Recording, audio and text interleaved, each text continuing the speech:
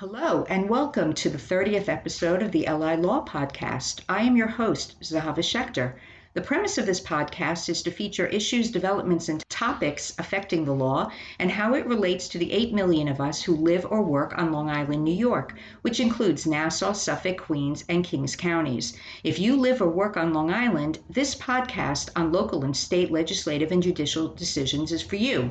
Our guest on this 30th episode is Monte Scott Leeper, a registered architect for 33 years who is certified to practice in all 50 United States and currently licensed and concentrating in New York State. Mr. Leeper is the principal of his architectural firm, Monte Scott Leeper Architect PC, which has performed professional services on more than 4,000 commercial and residential projects. He has been published over 1,500 times in his newspaper columns, Ask the Expert and Ask the Architect, in 30 newspapers with a weekly column over the past 29 years. Please check out the show notes for a full list of Monte Leeper's credentials and contact information. Please also keep in mind that we will not be providing legal advice to any specific questions. Monte Leeper, welcome to the podcast. Thank you. Okay, so how did you become an architect? Well, it started with a mother who was an interior designer, a father who was an engineer. My father worked on Gemini and Apollo rockets, and I grew up in part of my childhood in Florida, where they were developing new homes, generally as a child watching homes going up in my neighborhood. And that got me interested in construction. What area of Florida? In Orlando. Oh, interesting. I'm from Miami Beach. And so I kept my grades up and went through the entire process of developing a portfolio. I went to art school from the time I was in the first grade all the way through 12th grade, private art school outside of school. I play 8 musical instruments as well. And from the cultural aspect, my mother taught us what she knew about interior design in the home. And I took that with me in a portfolio to a university where I got a full scholarship at Kent State University. And I went there for 5 years, went through that entire process, including a year of study in a school run by the Vatican in Florence, Italy on a full scholarship, and ended up in Milan working on the interiors for high-speed trains, which is ultimately what brought me from Ohio to an office in the city in New York City, where I was hired to work on the renovation of subway stations. When that ended, I started my own practice, again, 33 years ago in Oceanside. And I have been doing most of my work in the Long Island region. I have done work now at this point on 4 continents.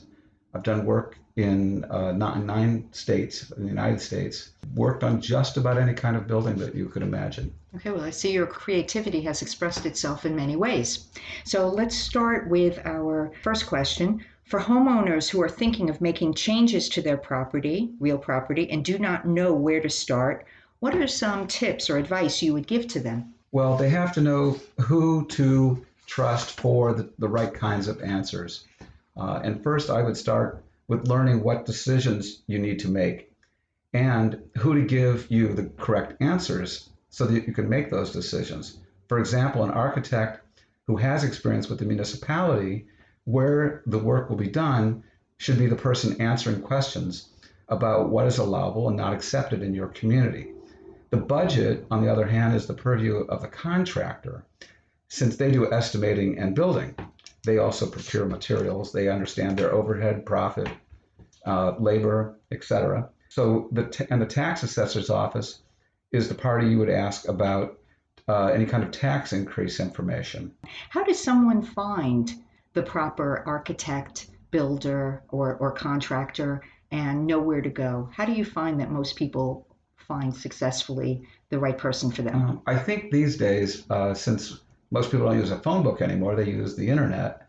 And it's good to find people who are practicing in the local area where you're planning on doing the work. For example, if I live in the village of Lynbrook and I want to extend my house, build a dormer, do I need to find someone who is experienced with the village of Lynbrook? Because that's also Nassau County, it's also town of Hempstead. Which jurisdiction am I looking at here? Well, it helps. It absolutely helps to find people who are experienced with those municipalities.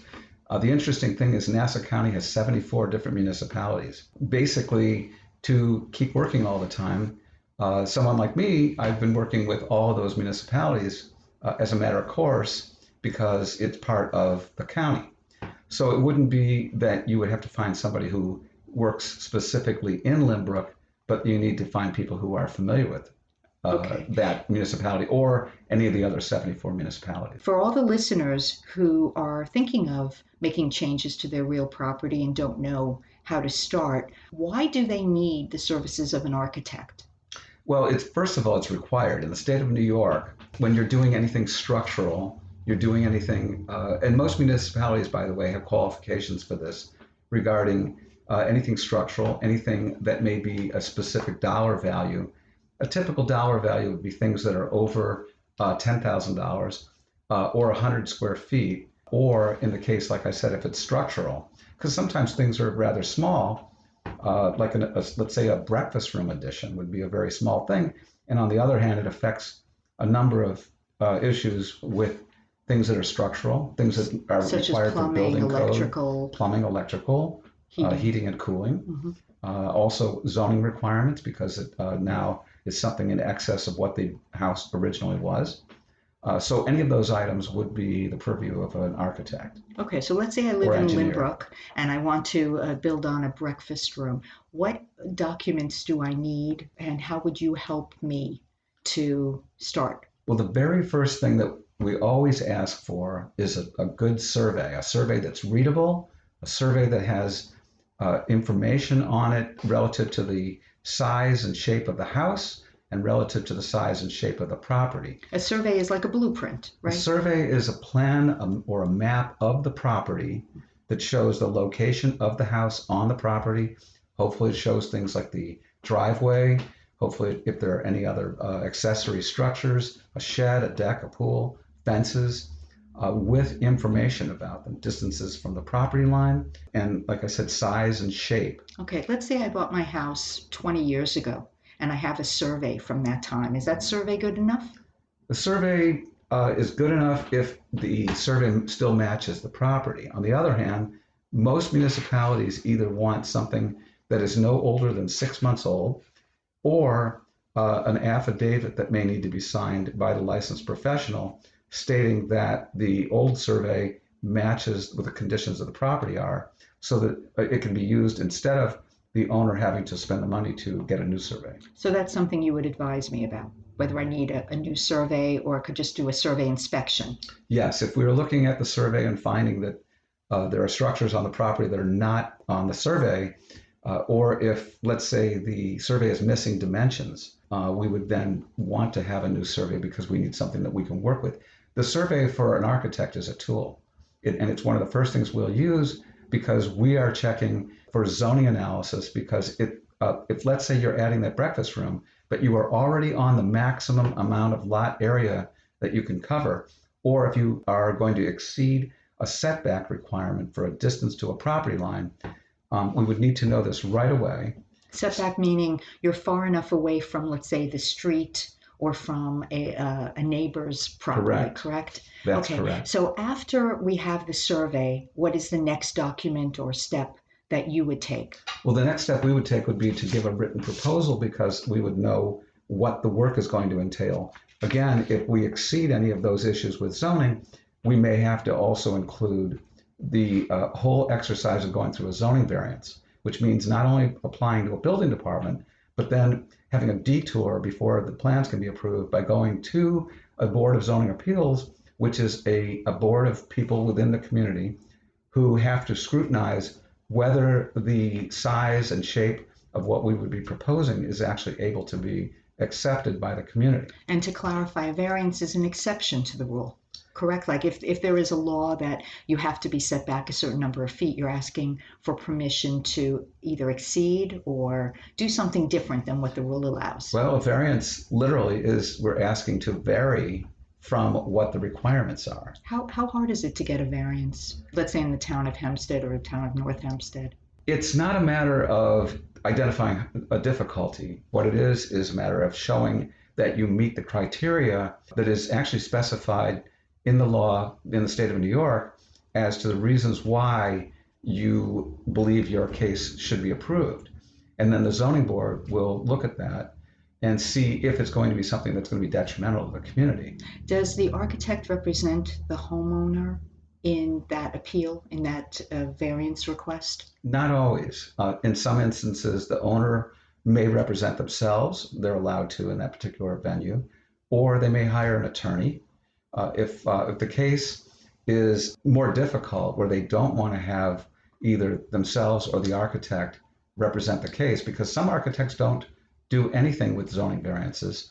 They will leave that to the owner to find their own way. Mm-hmm. And in many cases, actually in all cases, my agreements with my clients recommend an attorney first. And then if the owner doesn't want to have an attorney, because of my experience, I've had many zoning cases that I've represented at this point, I will usually represent the case. If I feel that it's not even worthwhile to pursue because I don't think that it's a passable case, I will let the owner know that, because it doesn't pay to go through the entire process of planning something that you don't think can be approved based on past experience. And it sounds like that is one question that a homeowner should ask when interviewing architects, to see who is the right architect for him or her, whether or not he or she has experience in these zoning matters and can advise appropriately. That's correct. And it's an interesting thing, because I've spoken before the Bar Association and pointed out that there actually is a part of the law that is the purview of an architect that attorneys generally don't handle, and that is building codes. Zoning codes is one thing, and I deal with many attorneys that I consult with regarding zoning cases. But when it comes to building code, and building code actually is a part of what would be presented in order to show favor for why the case should be approved with a zoning board. Monte, I'm an attorney who handles real estate conveyances, even though I don't handle zoning matters. And I often see sellers who want to sell their property, but they're delayed due to either lack of a permit, or they have a permit, but they don't have a certificate of occupancy or a certificate of completion on an addition or a change. I find that years ago, lenders were not so picky, but now I find that the lenders want to see all certificates in place before approving a loan. So what should sellers do to prevent this mistake, and when should they do it? Well, the seller first has to know who to listen to when it comes to doing a building project. Most building projects require a building permit. A lot of people believe that if it's something that's external, that would trigger a building permit, and that's not true. As a matter of fact, there's a mantra that many building departments kind of chuckle about, but they believe is true, and that is that if you change a closet rod, they want to know. It's a little silly, but is that a revenue generating reason? Meaning, does every change within a building need approval by the town or by the village, or is that more a way for the authorities to generate some income? Well, there's a logic to why it would need to have a building permit. If, let's say, you were moving a wall or taking a wall out between a dining room and a living room so that you have a big open space. First of all, you're altering the structure, because generally there'll be structure sitting on that wall. The interesting thing is you're also altering the structure because let's say it's a non-load bearing wall that you're removing. You're altering the shape of the space. You're altering the load that was on the structure to begin with. Now, taking that weight away would seem like a good thing. But on the other hand, weight distribution that changes could affect other issues. Another thing that takes place is that electrical is then affected, and electrical needs to be inspected by a private agency. In many cases, plumbing may be affected, or the room configuration is changed. And it doesn't happen as often, but I know you see it in the movies, where when there's some kind of a crime being committed and there's somebody holed up in a house with a gun, for example, they somehow bring out a set of building plans and lay it down in the trailer, and they're looking at where they have to maneuver to get around the house to catch the perpetrator. Well, that is a very real situation, in that the building department needs to know the configuration of that home. A fire department, in some instances, may need that. They also want to make sure that things are constructed correctly. They also want to make sure, for building safety purposes, that there is no harm that would come to any individual who's working on it because of the liability issues.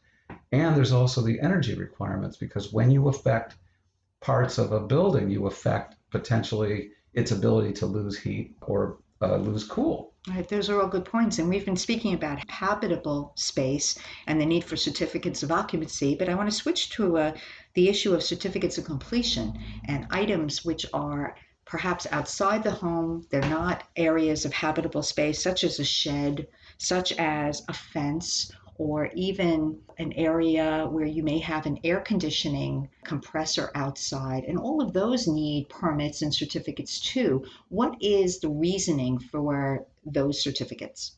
Well, part of the reason, let's take a shed, for example. A shed in a windstorm is a missile. And when that thing is rolling around and rolls right through the side of the next house where people were basically huddling because of a storm, it's a deadly object. So it has to be anchored properly to the ground, and there are requirements in the building code for that.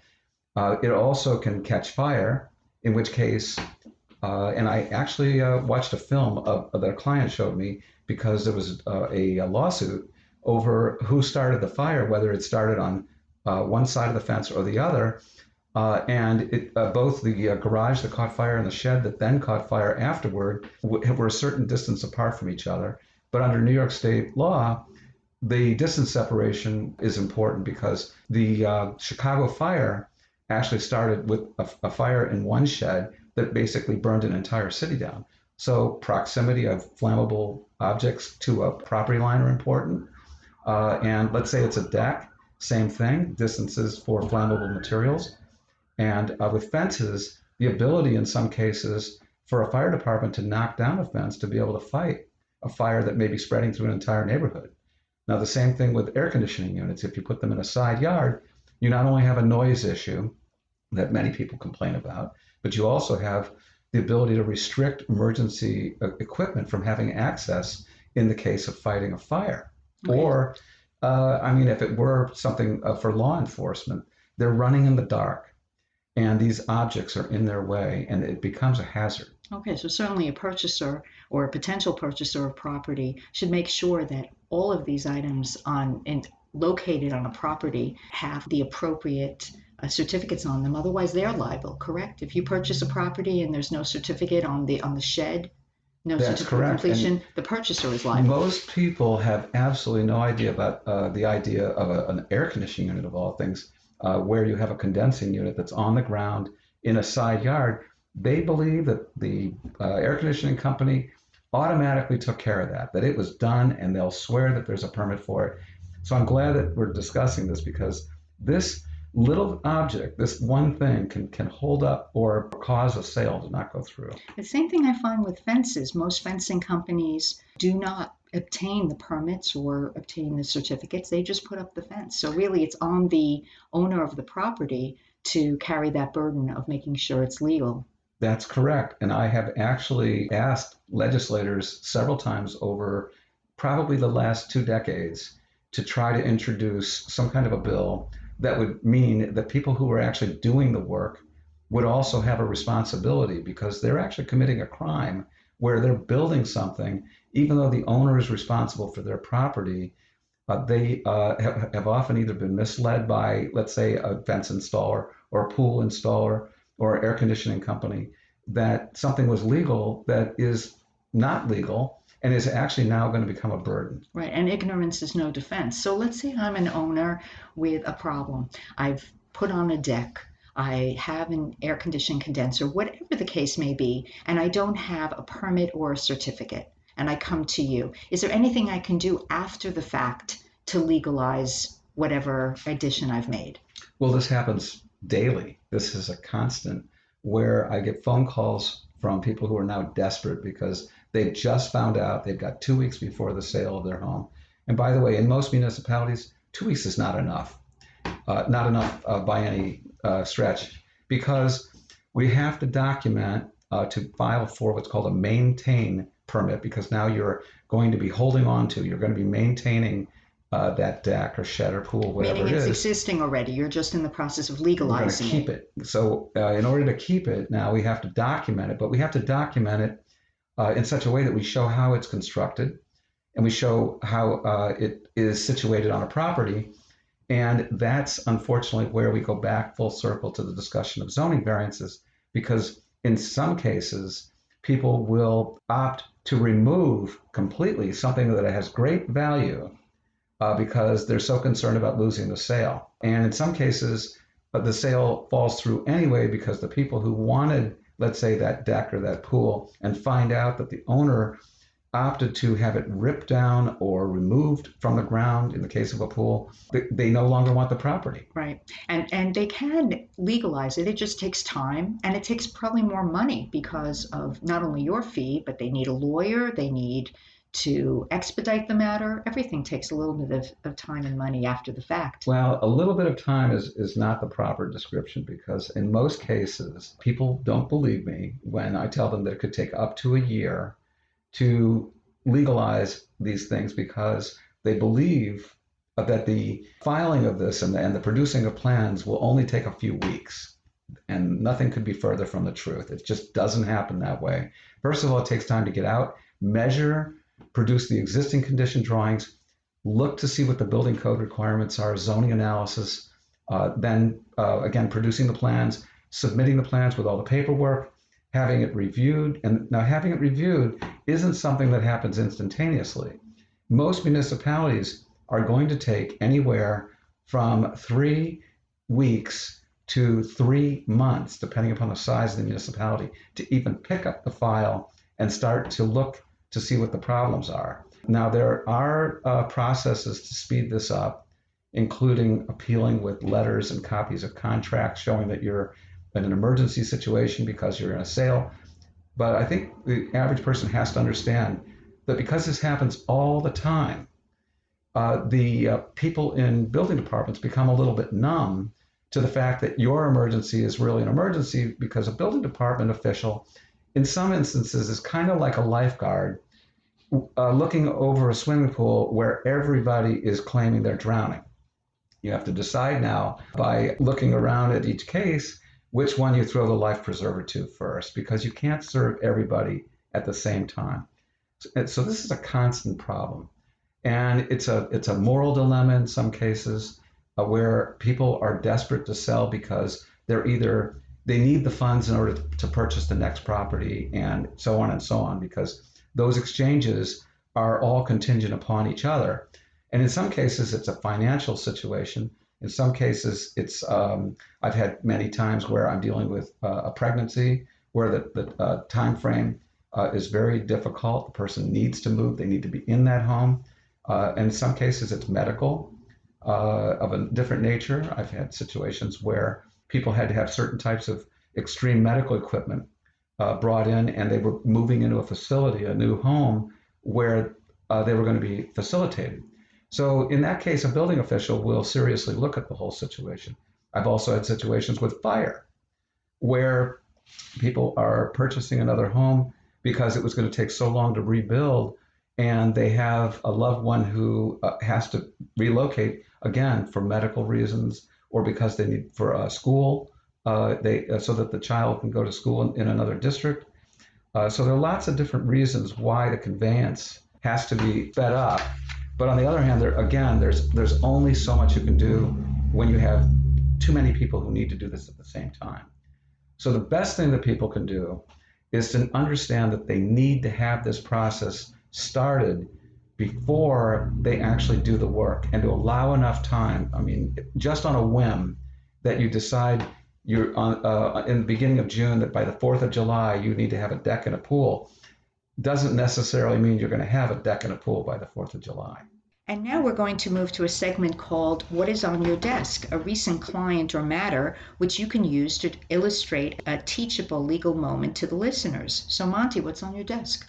Well, probably one, if I can select right now, would be a dry cleaners, where the owner paid an individual who supposedly was going to start the job. And they just showed me the paperwork. I only saw this 2 days ago.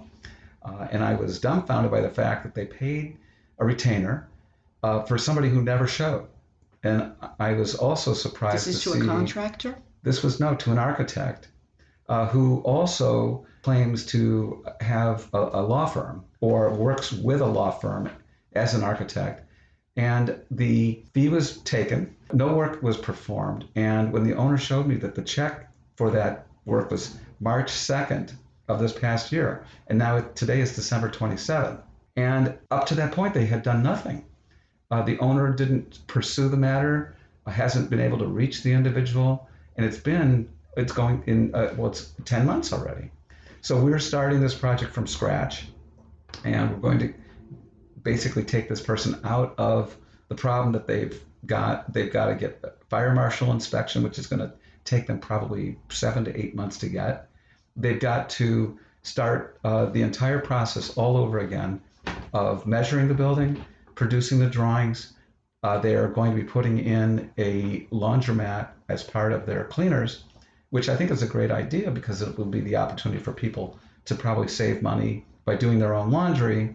But on the other hand, municipalities are very concerned about people loitering and people being in that particular type of place late at night where there may be potential for crime. There are also environmental issues that we have to deal with because of the types of cleaning materials that are used.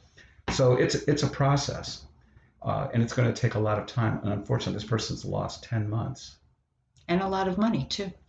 And a lot of money. So it's a good thing that he found you. For our listeners who would like to hear more from you, how could they find you? I write a newspaper column weekly. I've been writing it for 30 years, and I regularly answer questions in that newspaper column. So if people have a question, they can write www.monteleeper.com a question, and I get approximately 40 questions a week I choose from.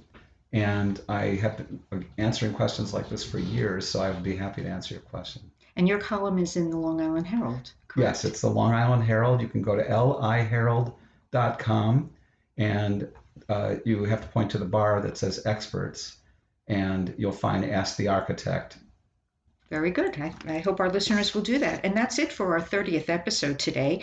Thank you, Monte, for coming on to the podcast. And to our listeners, be sure to download this podcast on iTunes, Stitcher, Spotify, or wherever you get your podcasts. And while you are there, please rate us with a review that might start.